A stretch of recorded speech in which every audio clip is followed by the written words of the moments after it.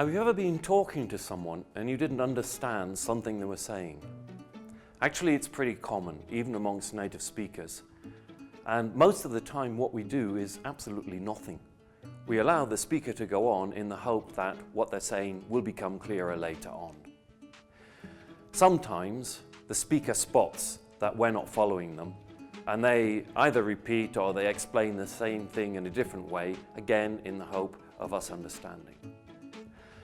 And also quite often, we actually interrupt the speaker and we ask the speaker to help us to understand. So this interrupting is a natural and it's a very useful technique in order that we get full understanding as listeners of what the speaker's saying. But if we go back into the classroom, how do we interrupt a CD recording? Well, this is actually quite easy. And with my own students, when they're new to me, the first thing I do is explain to them that interrupting is an important and a completely natural part of active listening. If necessary, I do this in Spanish. And then before I begin to play the recording, I ask them to get into pairs or threes so that they're working with other people.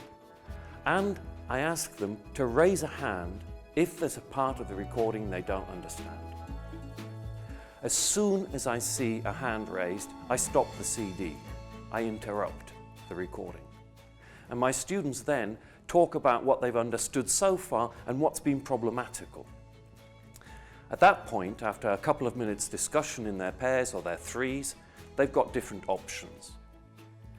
The first option is simply to start the CD again and to go on in the hope that things will become clearer later. The second option is for me to wind back 10 or 15 seconds and to play the last bit again. And then the third option is for me to clarify something where my students understood the individual words, but they're not sure what those words actually mean. Interrupting then is an absolutely natural and an important strategy for active listening. And what I find with my own students is that once I legitimize this interrupting, they become less nervous about listening. And nerves are the real enemy when it comes to listening comprehension in the English classroom. Nerves and vocabulary.